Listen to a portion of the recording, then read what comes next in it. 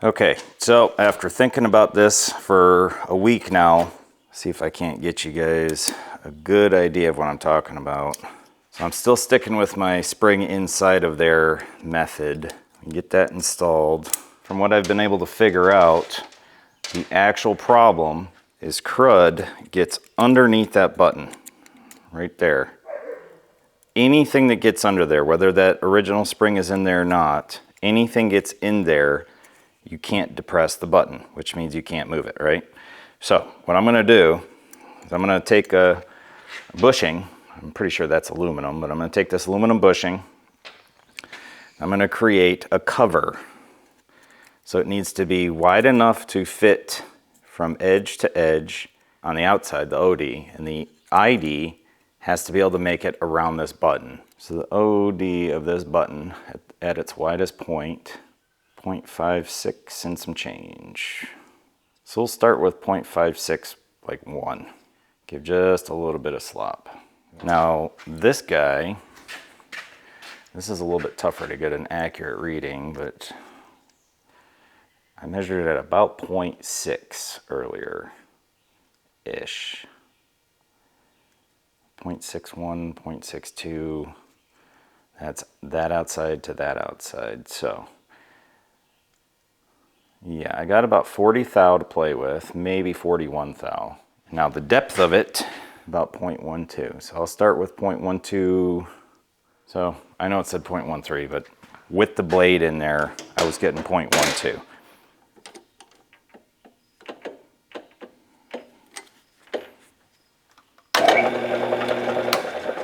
That looks pretty good. Now I am not a pro at this. I wouldn't even call myself a rookie. I am a beginner, but I got all the tools, so let's play with it and see what we can figure out.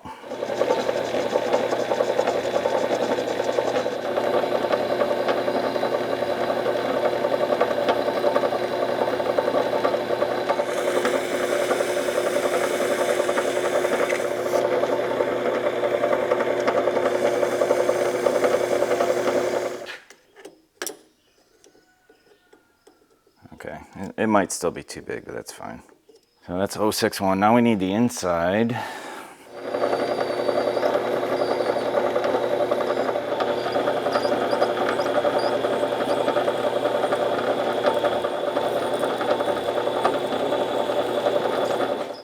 Alrighty. Oh, button fits. Inside is good, outside should be good. Now we have to cut our depth, which I have never cut anything off before, so now I'm kind of curious how the heck I'm going to do this.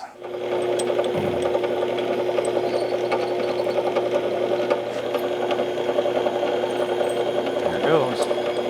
Obviously that's going to need a little bit of cleaning up. Got quite the burr on the inside there.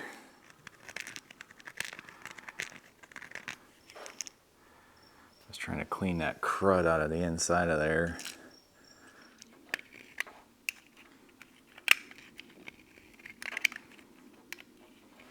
It's hard to get your hands on something this small. I'd like to get the inside a little bit cleaner, but I'm going to see if it fits first. So the way this is going to have to go, all of that will go like that. Then our bushing, or our sleeve, will fit on like that.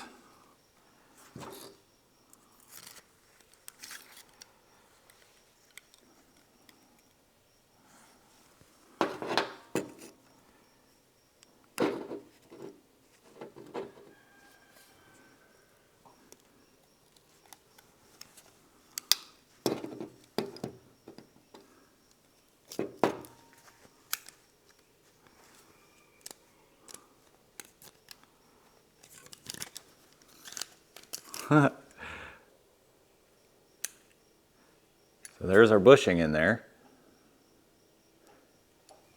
Now let's see if it actually makes a difference when we throw some sand in there, but you can see everything still works fine. It might even still work with the original spring. I haven't tested it though. So that should keep all the gunk out from underneath that button.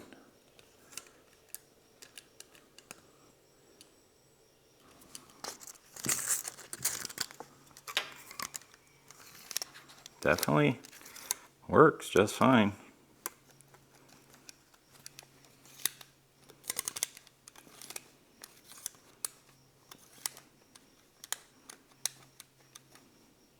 All right, here we go. Ultimate test. I'm gonna load it right on up.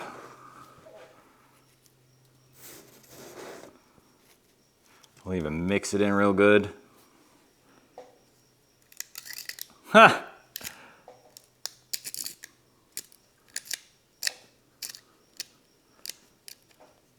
So it's still getting gummed up a little bit, it looks like, because the sand is getting caught in between the button and the ribs for the lock.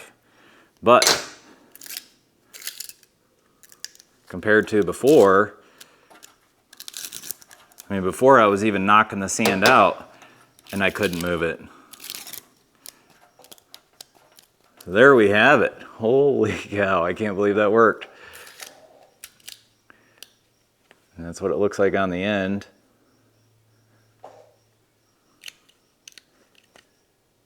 Button still comes up the way it's supposed to. Obviously it sounds a little gritty, but I think if you're just out doing normal use, out in, you know, whether it's in your pocket or out in the field or whatnot, and it's still locking the way it's supposed to.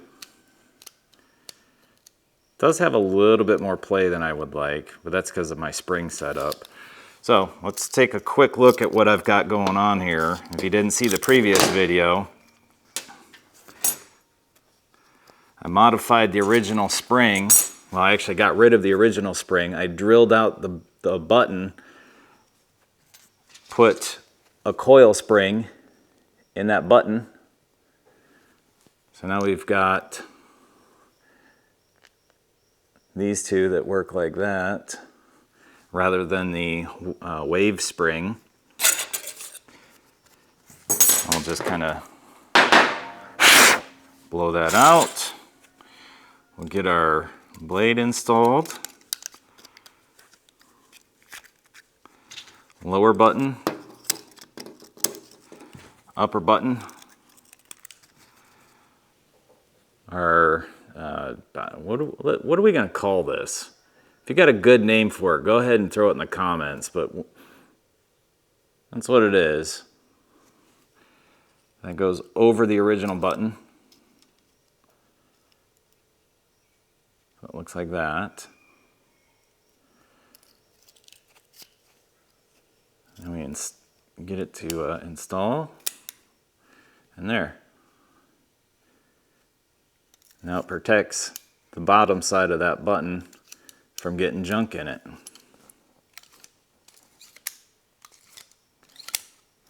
me grab the original spring just to see. I really don't think this is going to work. I think that original spring is not going to fit inside of this, but we'll find out. And it is close, but no. I basically made this bushing the exact same size as the spring.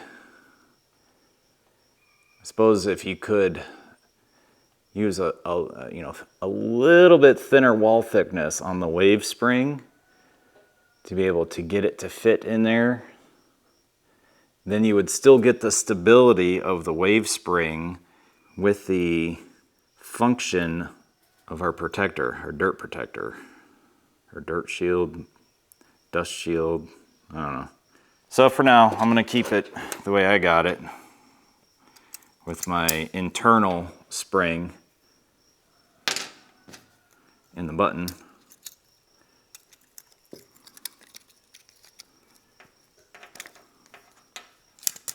There we go. Still locks like it's supposed to. Pops up. Now every now and then it will get caught a little bit sideways. Let's see if we can do it. Nope, of course not. I'll make it like that. See how it's a little bit cantered? This side is touching and this side is not, but a quick little push one way or the other fixes that. See how it's level now? like right there.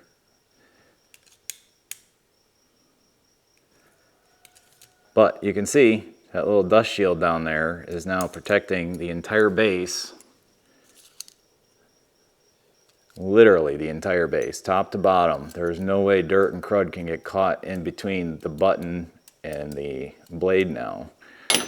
So the spring is free to do what it's supposed to do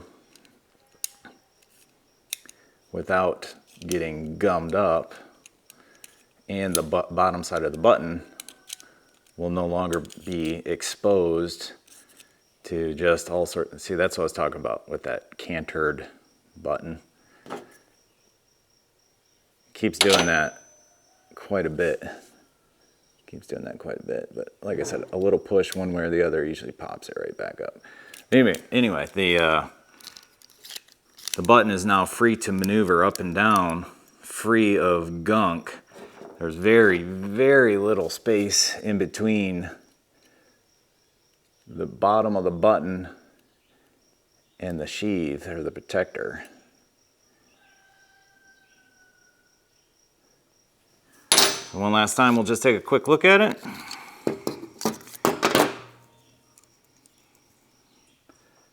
That's the protector itself. Just a little bushing, or if you want these measurements, I'll do it right here on camera for you. All right, zeroed out, width 0.612, 613-ish. Inside, or that was the OD, inside 0.55, 0.56-ish. Ballpark depth 0.125, so 1/8 of an inch-ish. Wall thickness 22 thou-ish. There we go. Very, very cool. I'm really happy about this. One of the viewers, sorry I don't remember the name off the top of my head, but I'll put it here, a little photo up here. He actually blued his stainless. So I'll probably, I really like the way it looks. So I'll probably go ahead and try to do that to some of this.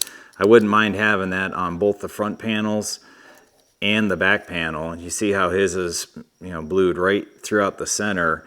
I might grab some another piece of stainless just to try that. Now I've got a little bit shinier finish on mine than that one, but I don't think it would matter. So I might even just polish this and then blue it. Like right now, this only has like a 600 or 800 grit finish on it, and I'm thinking about actually polishing it and then bluing it. So let me know what y'all think. Super happy that this is now a little more protected from the elements, well, the crud anyway. And we'll just do it one more time. Let's just say you got some lint in your pocket or junk, so even that's way more than you would probably normally get. Button goes in and it still moves. Like before, if you watched any of my other videos, any dirt at all that gets down in there, the button won't move. You just can't depress it. So now, button moves and it still locks. Even with dirt right in there, it'll still function. It's not great by any means, but definitely makes a huge difference. Huge, huge difference. So I'm super, super psyched about that.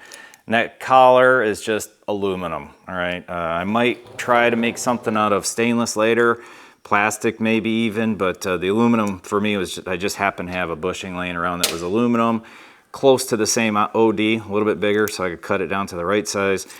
But maybe making something out of stainless down the road might fit better, if you could get more of an exact fit, and if I could get one of these wafer springs with a little bit thinner wall thickness here, or thickness I guess you could just say, that would fit inside of that collar, because now the collar is extremely tight in there. And that's one thing that probably got to think about, is this collar. If any gunk gets between the collar and the spacers, these thick spacers, if any of that gunk gets in there, now there is nowhere for it to go really, because that debris collar, that's what we'll call it, a debris collar.